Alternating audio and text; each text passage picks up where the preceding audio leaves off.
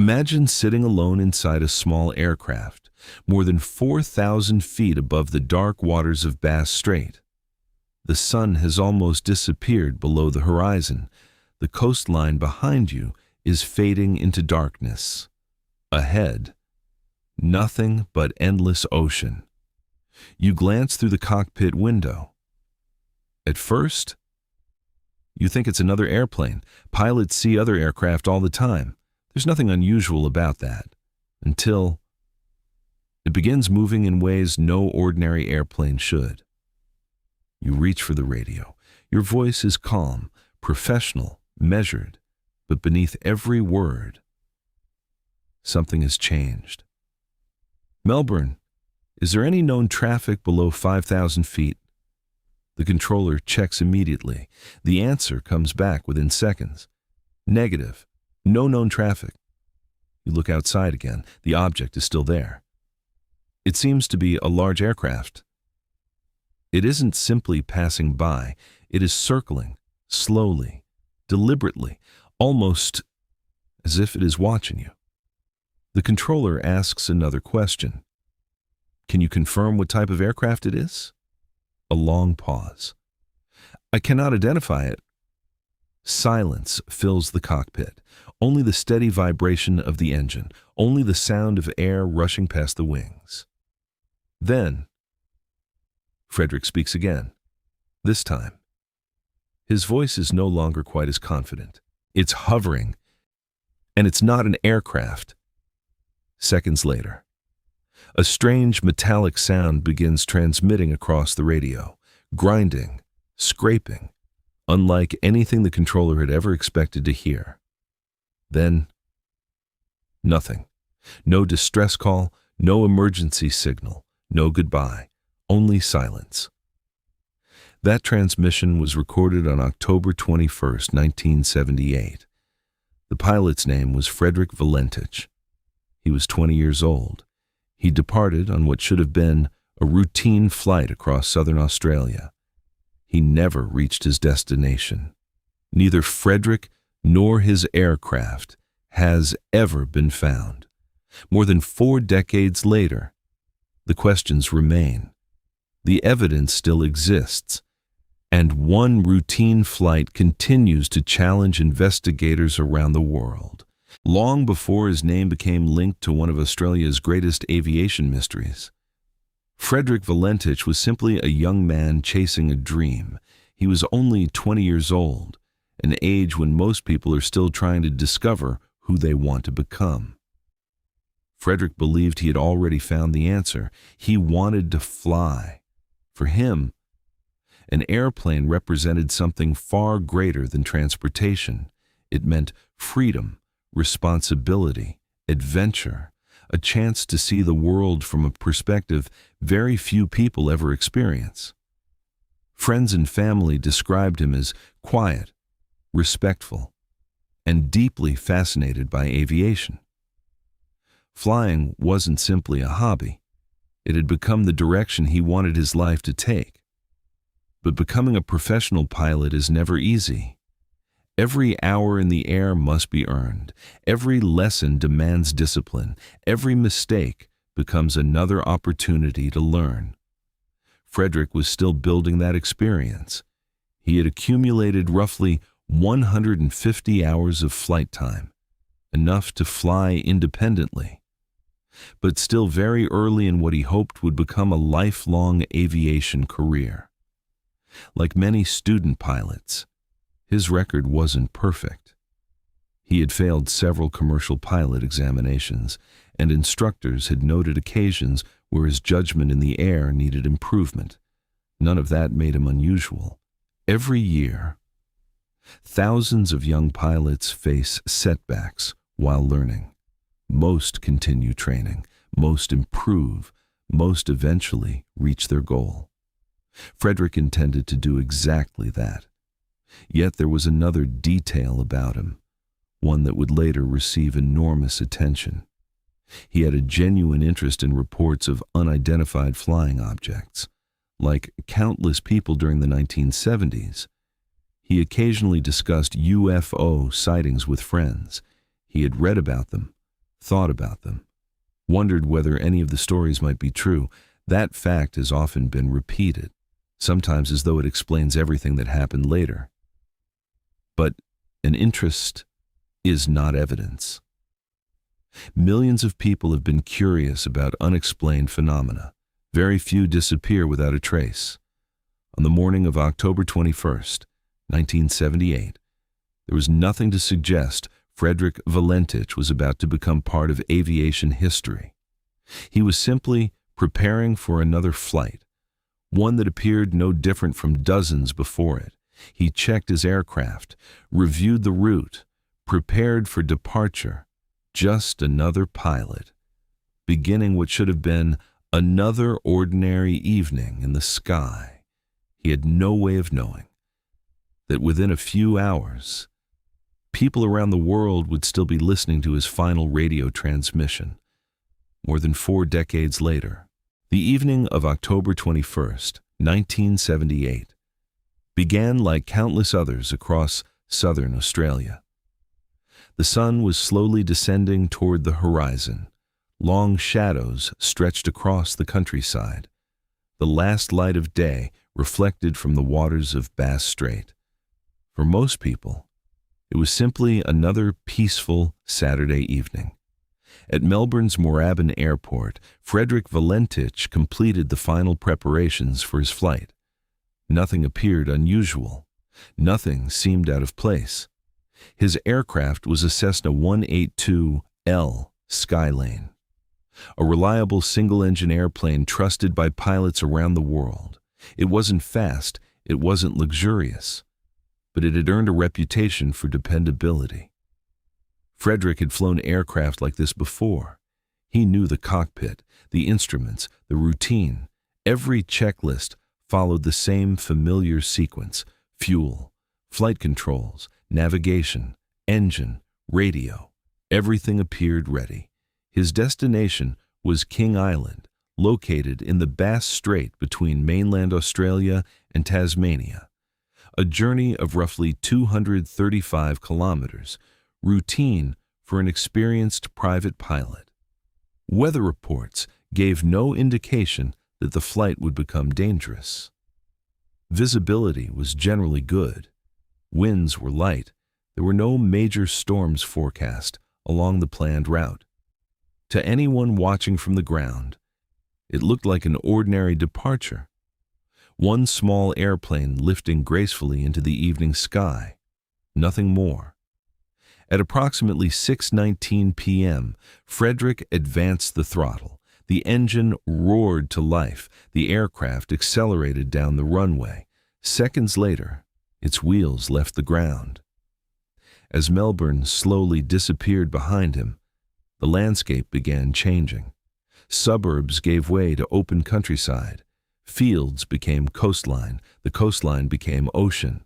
Ahead lay Bass Strait, one of Australia's most unpredictable stretches of water, beautiful from above, but vast, remote, and often unforgiving. From the cockpit, the view was breathtaking. Golden sunlight shimmered across the sea. Clouds drifted lazily across the horizon. The world below appeared perfectly calm. There were no warning lights, no engine problems, no emergency calls, no indication that anything was about to go wrong. If someone had watched Frederick's aircraft disappear into the distance that evening, there would have been no reason to remember it. Thousands of small aircraft completed similar flights every year. Most arrived safely. Most were forgotten before sunset. But history has a strange habit of hiding extraordinary moments inside perfectly ordinary days, somewhere ahead, beyond the fading sunlight, beyond the endless horizon. A mystery was already waiting. Frederick simply didn't know it yet. For nearly 20 minutes, everything unfolded exactly as Frederick expected. The engine ran smoothly. The weather remained calm. The sun continued sinking toward the horizon. It was becoming another routine cross-country flight. Then, at 7:06 p.m., Frederick pressed the transmit button. Melbourne. This is Delta Sierra Juliet. The air traffic controller answered immediately. Delta Sierra Juliet, Melbourne. Frederick spoke calmly. There was no panic in his voice, no urgency, only a question. Is there any known traffic below 5,000 feet? The controller checked the radar information available to him. Only a few seconds passed before he answered. Delta Sierra Juliet. No known traffic. It should have ended there. It didn't. Frederick looked out through the cockpit window once again. The object was still there. I seem to have a large aircraft below 5,000 feet.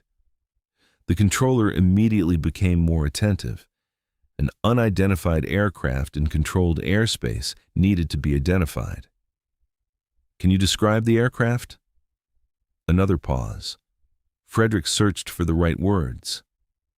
It has 4 bright lights. They look like landing lights. For a brief moment, that sounded almost reassuring. Large aircraft often carried multiple forward lights. Perhaps this really was another airplane. But then, the description changed. It passed about 1,000 feet above me, at high speed. The controller searched again. Nothing. No radar target. No scheduled aircraft. No explanation. Outside, Frederick kept watching. The object had not disappeared. Instead, it turned, not away from him, toward him. It's approaching me now from the east. The controller continued asking calm, professional questions. His goal was simple: identify the traffic, protect the pilot, understand the situation. Then came one of the most unsettling moments in the entire conversation. It seems to be playing some sort of game. Aviation professionals are trained to describe what they observe. They choose their words carefully. Frederick had chosen his. Whatever he was seeing, it no longer behaved like ordinary air traffic. The controller asked again, "Can you identify the aircraft?" A longer silence followed.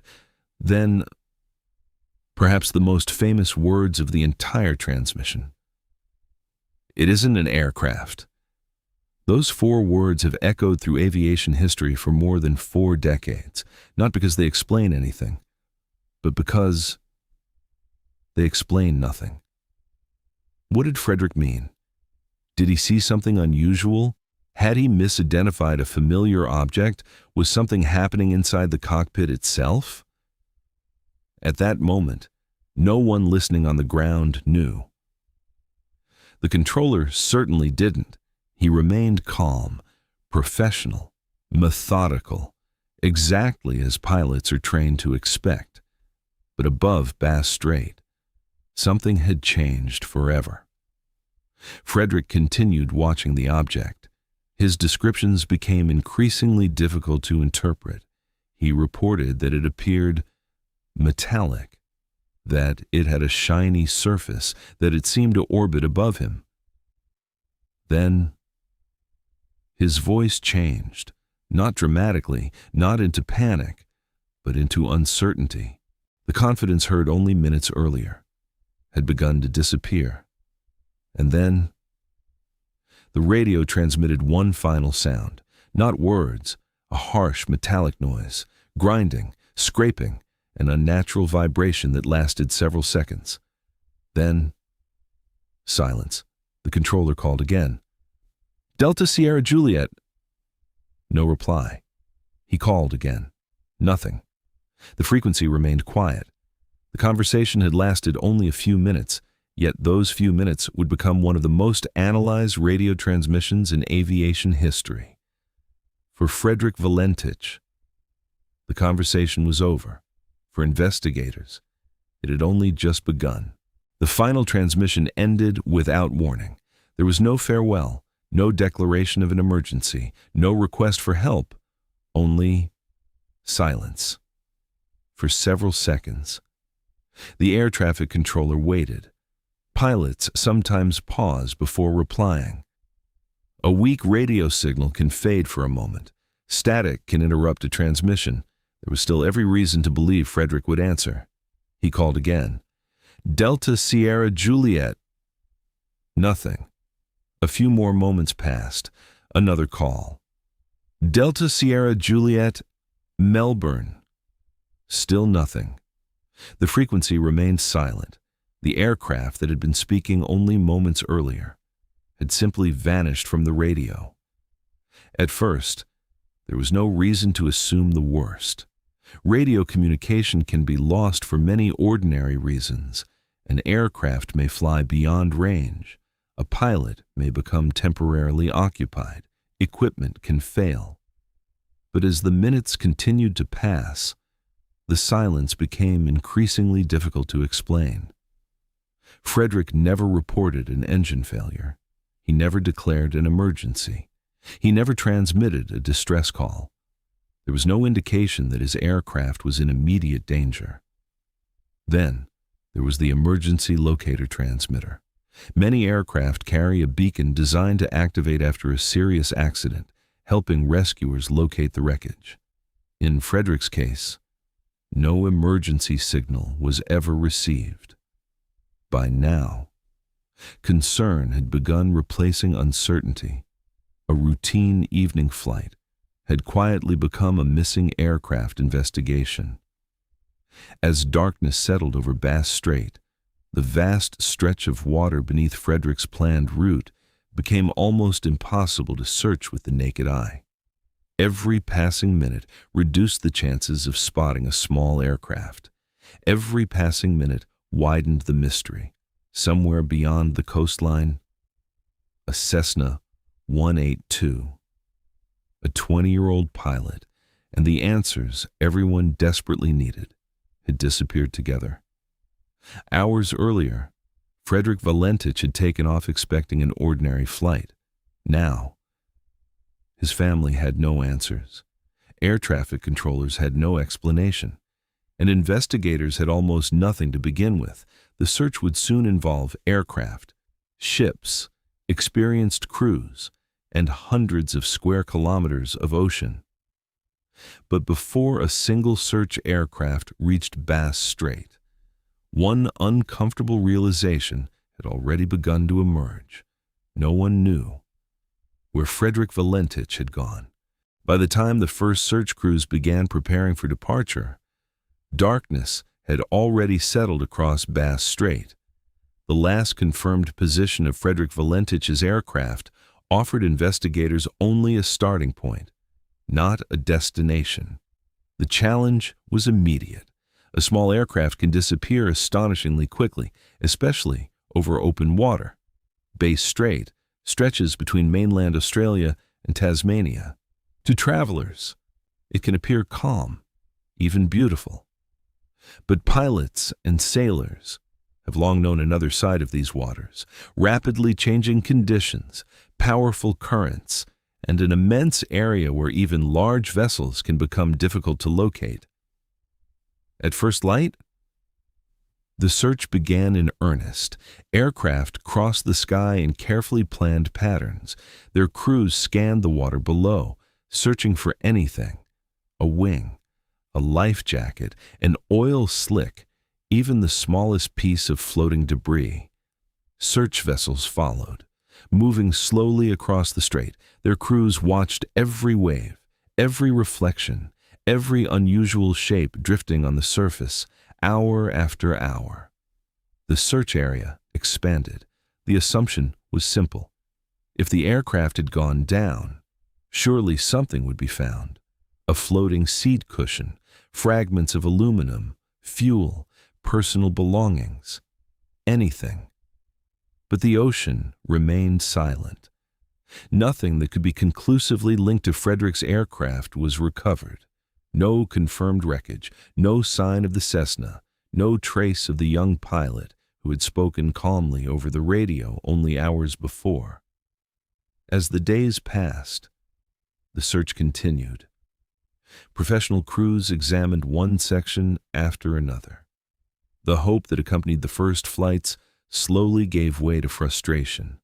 The longer the search lasted, the more unsettling the case became. Aircraft disappear. That is tragically true. But most leave something behind: a debris field, a distress signal, a confirmed crash site, evidence that allows investigators to reconstruct what happened. In Frederick Valentich's case, there was almost nothing. The ocean had swallowed every obvious clue, leaving investigators with only a radio recording, a planned flight path, and a growing list of unanswered questions. The official search eventually came to an end, not because every answer had been found, but because every reasonable effort had been exhausted. For Frederick's family, the waiting never truly ended. For investigators, the real challenge was only beginning. Without wreckage, without physical evidence, how do you solve the disappearance of an aircraft? That question would shape every investigation that followed. When the search came to an end, the investigation was only beginning. For aviation investigators, every accident normally begins the same way: recover the wreckage, examine the aircraft, study the damage, reconstruct the final moments, piece by piece. This case offered none of those opportunities. There was no aircraft to inspect, no cockpit instruments, no engine, no flight controls, no physical evidence capable of revealing what had happened above Bass Strait. Instead, investigators had to rely on something far less complete: a planned flight route, radio communications, weather records, radar information, pilot records, witness statements, and one haunting radio transmission. Every document was carefully examined. Every recorded word was reviewed. Every known fact was placed onto the timeline. One question quickly emerged: if Frederick had encountered another aircraft, why had no one else reported seeing it? Air traffic records showed no confirmed aircraft operating in the immediate area at the altitude Frederick described. Controllers had no known traffic matching his report. Investigators also reviewed the weather. Visibility had generally been good. There were no major storms. Nothing suggested that violent weather had forced the aircraft from the sky. Attention then turned to Frederick himself. His instructors described him as enthusiastic and determined, a young pilot who genuinely wanted to build a career in aviation. They also acknowledged something important. Like many student pilots, he was still developing his judgment and experience. Records showed that he had failed several commercial licensing examinations. Some instructors had noted occasions where he became distracted while flying or struggled with certain decision-making situations. Those observations were documented, but they explained only one thing: Frederick was still learning. They did not explain why an aircraft disappeared without leaving a trace, nor did they explain the strange radio conversation that had unfolded over Bass Strait. As investigators compared every known fact, one conclusion became increasingly clear: there simply wasn't enough evidence to determine exactly what had happened. The official investigation could not identify a single definitive cause for the disappearance. Instead, it reached a conclusion rarely welcomed in aviation: the case would remain unresolved. For investigators, that is one of the most frustrating outcomes possible, not because they stopped searching for answers, but because the evidence stopped allowing them to go any further. Sometimes, the greatest obstacle in an investigation is not conflicting evidence, it is the complete absence of it. And in the disappearance of Frederick Valentich, that absence would leave the door open to decades of speculation, because when evidence ends, theories begin. Whenever a mystery remains unsolved, people naturally begin searching for explanations. Some theories are built on evidence, others begin with assumptions. A few become so widely repeated that they are eventually mistaken for fact. The disappearance of Frederick Valentich has inspired countless theories over the past 4 decades. Some are entirely ordinary, others are extraordinary. Let's examine them. one at a time. The first possibility is also the one many aviation investigators considered most likely: spatial disorientation. Flying over open water at dusk can be surprisingly deceptive. Without clear visual references, the horizon can disappear. Clouds blend into the sea. Distances become difficult to judge. Even experienced pilots have been known to misinterpret what they're seeing. Investigators suggested that Frederick may have become disoriented. If that happened, a planet, a bright star, or even the reflection of his own aircraft lights could have appeared unusual from the cockpit. Combined with fatigue or inexperience, a perfectly ordinary object might have seemed extraordinary. It is a reasonable explanation, one supported by well-documented aviation research. But it also leaves important questions unanswered. Why did Frederick repeatedly describe an object that appeared to move around his aircraft? Why did he report that it was orbiting above him? And what produced the strange metallic sound heard during the final transmission? No one can answer those questions with certainty. Another theory suggests that Frederick encountered a conventional aircraft not visible to air traffic control. At first glance, that appears possible. Not every aircraft is continuously tracked, especially during the 1970s, but investigators found no evidence confirming that another aircraft occupied the area where Frederick reported seeing one. No pilot came forward. No matching flight was identified. No independent witness confirmed such an encounter. Again, possible, but unproven. Then there is perhaps the most famous theory of all, that Frederick encountered an unidentified flying object. The theory gained worldwide attention for several reasons. Frederick himself stated, "It isn't an aircraft." He also had a known interest in UFO reports. The radio recording contains sounds that many listeners consider highly unusual. To some people, those details seem impossible to ignore.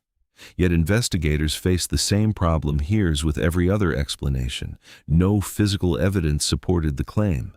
No radar data confirmed an unknown object. No independent witnesses observed such a craft. No wreckage suggested contact with anything unusual. That does not prove such an encounter was impossible, but it also does not allow investigators to conclude that it occurred. Another theory proposed that Frederick deliberately disappeared. Some suggested he staged the flight. Others suggested suicide. Investigators examined both possibilities. Yet neither explanation was supported by convincing evidence. There was no confirmed indication that Frederick intended to vanish, nor was there evidence establishing that he planned to end his own life. Without physical evidence, those ideas remain speculation rather than conclusion. Perhaps the most remarkable aspect of this case is that every major theory explains part of the story, but none explains all of it.